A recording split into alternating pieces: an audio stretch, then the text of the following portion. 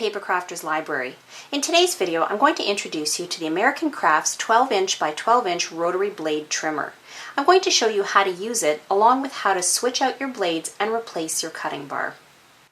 Now, the American Crafts rotary blade trimmer retails for around $39.99 US, which is less expensive than most other 12 by 12 rotary trimmers on the market. And compared to some I've tried which were far more expensive, I've been getting cleaner cuts with greater accuracy. Now this is what it looks like straight out of the package. Its footprint is about 14.5 inches wide by 16.5 inches high. Now the platform itself is about 1 inch high, and at its highest point, which is the blade handle, it's about 3.25 inches high. Now it weighs just under 2 pounds, making it quite lightweight compared to its size. As you can see here on this side, it has a handle so that you can easily carry it around with you. Although honestly, if I'm crafting on the go, I prefer to use either the American Crafts 9-inch or 12-inch craft blade trimmer because it's much more compact. The platform, which is this kind of blue-green area here, has rulers along the top edge, the bottom edge, and even along the left side. And I really like the fact that the markings are both in metric as well as in inches, and that's for all the rulers, the top one, the bottom one, and even the one on the left-hand side.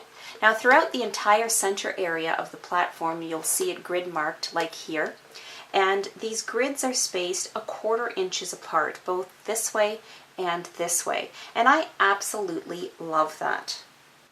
I often like to cut in 1/8 of an inch increments, and this way, even if I'm working with a shorter piece of paper that's not extending all the way to the bottom ruler, I can use the grid lines as a visual guide. So here I'm at 4.25 inches. Let's say I want to cut at 4 3/8 of an inch.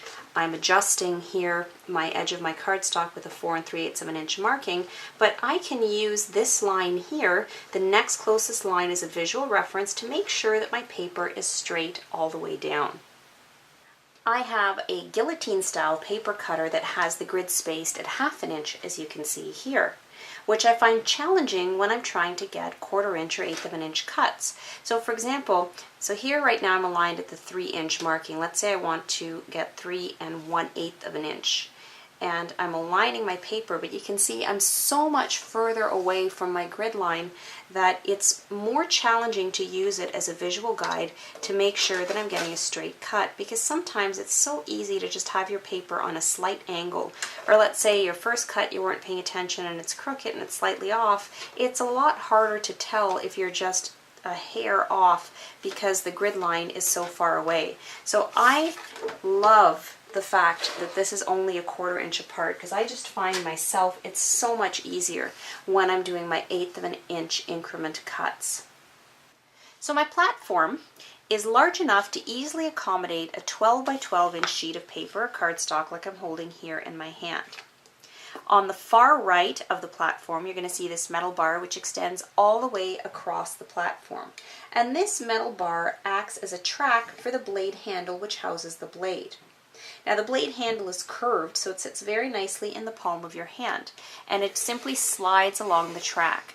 Now as long as you're not applying any downwards pressure to it, it's not going to cut your paper. You can just move it or position it where you want on your track. It's not going to start cutting until you apply pressure, and I'll show you how to do that in just a minute. Now the far right edge of the metal track is actually the 0-inch marking of the ruler. Here at the left edge of my cardstock, I have that aligned with the 12 inches, and you can see that it's extending beneath my metal track. If you were to take a little peek underneath the right edge of this metal track, you would see the edge of the cardstock right there. What that means is that when you're looking at your ruler, the ruler marking, which now here I'm looking at the left edge of the track, that's actually starting at 1 inch. So all the measurements between 0 and 1 inch are actually hidden by the metal track. You can't see them. So what do you do if you have to cut something that's between 0 and 1 inch? Well, you then need to think in terms of subtracting what you want from the width of your paper. So if you have a 12 by 12 inch piece of cardstock, and let's say you want a strip that's 1/4 inch wide, well that means then that we need to position the left edge of our cardstock at 11 3/4 of an inch, And then here you can see I've got a 1/4 inch extending beyond the right edge of my track. So that's how I would then get a 1/4 inch strip. So to get the most accurate and straight cut and to decrease the chance of your paper slipping, there's 2 things that you can do. The first thing is make sure that the edge of your cardstock is aligned with a little lip that you'll see at the top of your trimmer. So here where my platform ends, there's a little lip that's about 1/8 of an inch high, and there's another one here at the bottom.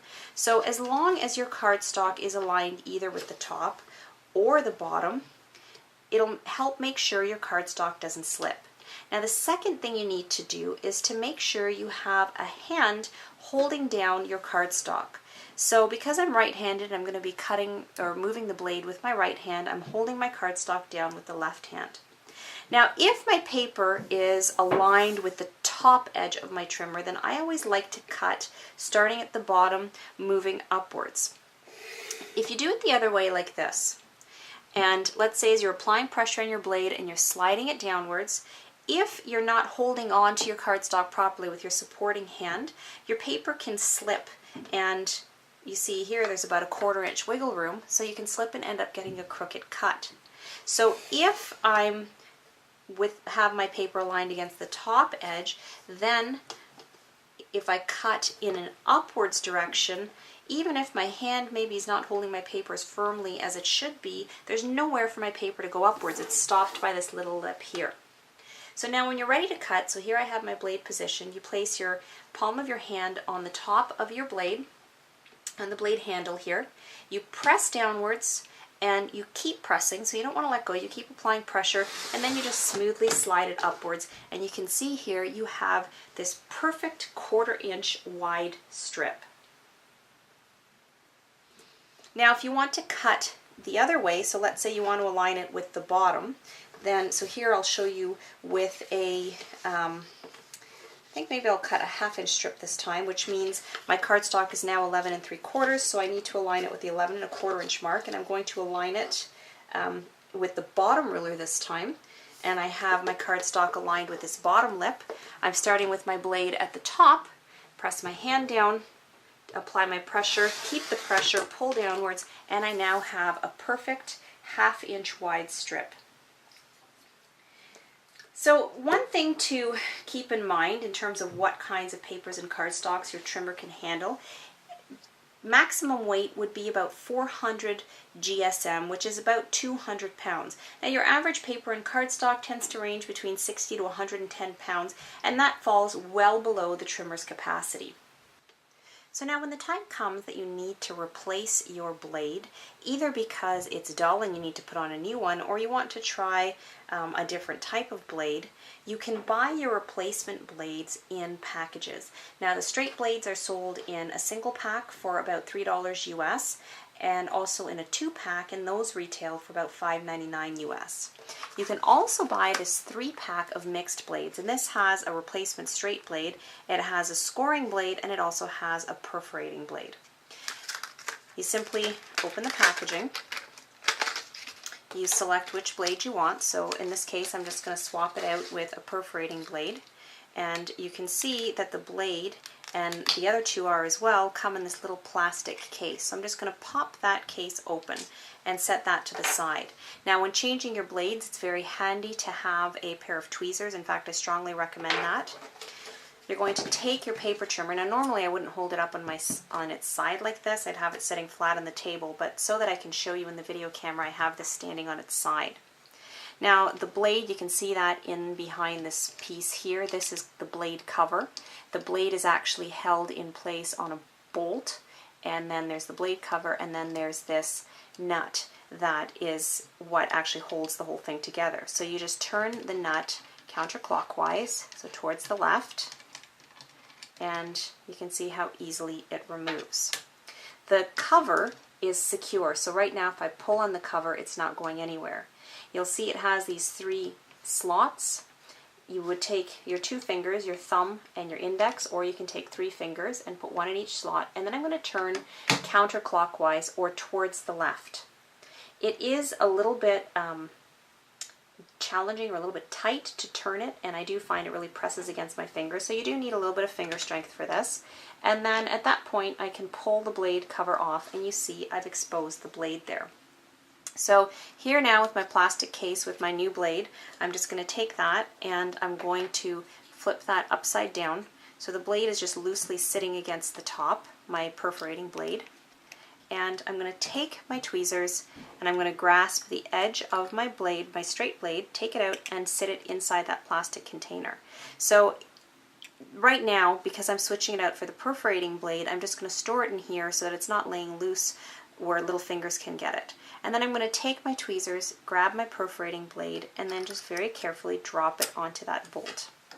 This straight blade now, I'm just going to close the case and I can set that aside to store it.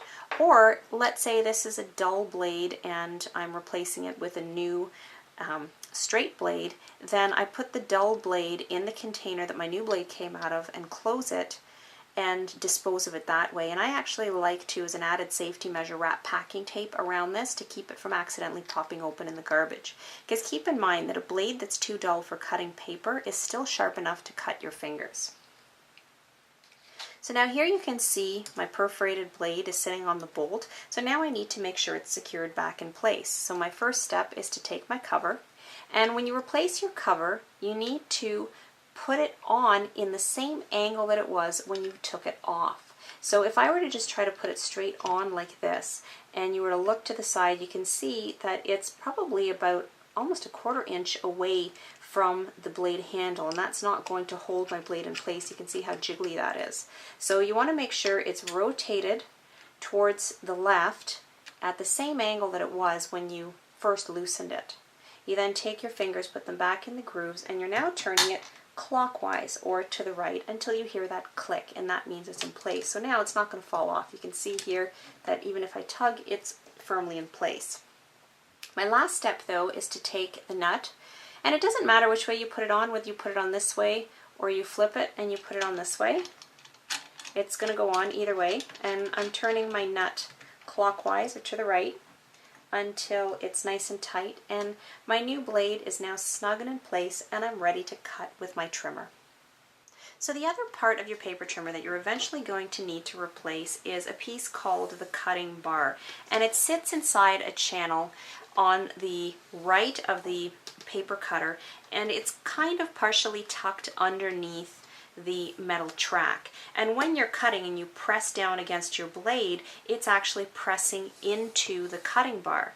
Well, as you continue to cut with your rotary trimmer, it's going to dig a little groove deeper and deeper into the cutting bar until eventually the groove is going to be so deep that your paper is not going to cut properly.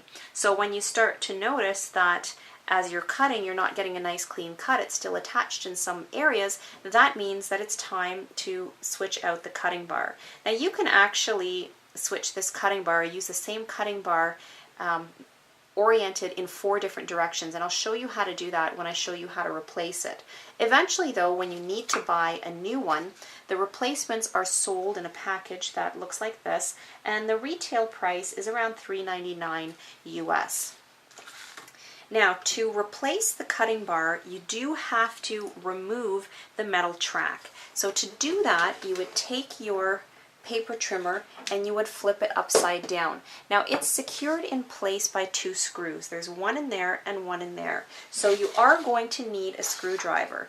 Now, I highly recommend that you get a magnetic screwdriver. I have tried to do this with a regular screwdriver and it's incredibly frustrating. So magnetic screwdriver makes a world of difference, and you're going to want to make sure you have a Phillips head, which is kind of a star-shaped head. Now the other tool that's handy to have is a pair of tweezers as well. So I've zoomed in close to that screw that I showed you just a moment ago so that I can show you how I'm now going to take that out to remove my bar. Now I have my left hand holding my bar in place. Remember that I mentioned to you that this bar is kind of spring-loaded, so you can press it up and down. Well, I'm pressing it down and I'm holding it firmly in place because when I take that screw off, there's a spring on the other side that I don't want to fall out. So I'm pressing the bar down, I'm taking my Phillips screwdriver and I'm turning it counterclockwise. So I'm turning it towards my left and just unscrewing it. And there you can see the beauty of a magnetic screwdriver. It just pulls that out. I don't have to fish it out of there or flip this over to try to get it out. So now that I have removed the screw, I need to flip my paper trimmer over while still holding the bar pressed down. So now sometimes the bar can be in there a little bit snugly, so I'm just going to keep my hand cupped around it because I don't want the spring to pop out if I have to lift this up. So I'm just going to pull. That actually wasn't too bad, and you'll see that it has this little spring here. So that's a removable spring, it's not stuck in place, so I'm just going to take that out and set that aside with my screw. Now you're going to end up with another screw and another spring, so I do recommend that you have like a little container, just something you can put it in so it doesn't accidentally get lost. Now I'm now going to do the exact same thing on the other side of my handle. So I've completely removed my metal track, and here's a good example of where your tweezers come in handy. As I was removing that, my spring slipped out of my fingers and kind of fell into this groove here, so I can use my tweezers to remove that. So this area here, this strip that you see here, that is called the cutting bar, and you can see, if you look closely at it, there's this little white line. Well, that white line wasn't there before. That's the groove that's being created by my blade as it slides up and down my cutting bar. Now you'll notice it's probably about just a little over 1/8 of an inch away from the edge, and it's not at the halfway mark. So what that means is I can actually use the same side of the cutting bar but rotate it 180 degrees. Now if you look closely here, you'll see that a corner of that cutting bar is tucked underneath this plastic corner, and I've got the same thing happening at the bottom here. So, and there's no place that you can stick your fingers in to pull it out. So what you need to do is to flip your trimmer upside down, and you'll notice there's a hole here and there's another one down here. So you can just take your tweezers and poke it through, and you can see it lifts the bar out, allowing you to slide the magnetic bar out. So now the first time you're replacing this, instead of getting a new one, you simply take this one, rotate it 180 degrees, and then you put it back in. The third time you're changing it, you flip it upside down. The fourth time, you rotate it another 180 degrees. So you get 4 uses out of this before you actually have to go ahead and consider purchasing a new cutting bar. Now to put it in, I'm just going to put it back in the same way I had it, simply because I can still get more cuts out of it. You see, you can't just kind of push it back in. Those plastic grooves get in the way. So the easiest way that I found of putting it in is to take one end, tuck it underneath that plastic corner, and then I'm holding up the middle a little bit so that it's a little bit curved, and with my other hand I'm pressing that end down into the groove, and then as I press down the center, it just tucks right underneath that plastic corner and it's snapped back in place. So at this point, we're now ready to replace the metal track. So now a couple things to note when you're putting your metal track back in place. If you take your metal track and you flip it over, you'll notice that there's these 2 plastic notches that are sticking outwards, and then there's this groove here at the top. And if you look at that little hole that this piece is going to sit in, you can see there's 2 grooves that we're going to tuck these 2 notches in, and then there's this notch that fits inside this groove, and it's the same on the bottom hole as well. So we're going to have to make sure that that is aligned. The next thing you want to pay attention to is the orientation of your blade. You want to make sure that this plastic cover that's housing your blade is facing outwards, so towards the right. The first time I put this back together, I wasn't paying attention, and I actually assembled it with my blade facing inwards. So I had to take the whole thing apart again and then reassemble it in the correct orientation. So now before you sit this back inside, you need to take your springs and you need to sit it inside. Now that spring is actually going to sit, like if you look at the inside of this, this little circular hole, there's another circular piece, that's where the screw is going to get screwed into. This is eventually how it's actually going to sit. So what we're simply doing is, you'll see if I just were to put it here and then flip it, it's going to fall out. So that's why it's a lot easier just to take your spring and sit it right over there, and then I'm going to take my second spring and I'm going to sit it inside that little circle that's here at the bottom as well. So then once that's in place, I can go ahead and I can align my handle in, and then you just want to press down on it until you hear that click on either side, and then you notice if you press up and down, the metal track is sliding up and down. So now I'm going to need my 2 little screws again, and I'm also going to need my screwdriver. So I'm going to hold my metal bar in place, and I'm just going to flip this upside down, and then I'm going to keep holding my metal bar in place as I then take my screwdriver and replace my screws. So I just want to make sure that I have my screw sitting on the end of my screwdriver, and then I can go in, and this time as I screw it, I'm now screwing clockwise, so I'm turning my screwdriver handle towards the right. Now be very careful when you're tightening your screw that basically you only keep turning until you feel it tighten. Once it's snug, don't keep turning it, because otherwise what can happen is that you can actually strip the threads in that little plastic piece that's holding your screw in place. So I'm just going to go ahead and finish up with my second screw. So there you have it, the American Crafts Cut Up 12 by 12 rotary blade trimmer. For more videos on American Crafts products and videos on other paper crafting tools and supplies, visit our video library at www.papercrafterslibrary.com. With over 800 videos and more being added daily, we are the largest and most comprehensive online library of paper crafting video tutorials in the entire paper crafting industry. So come on over and check us out.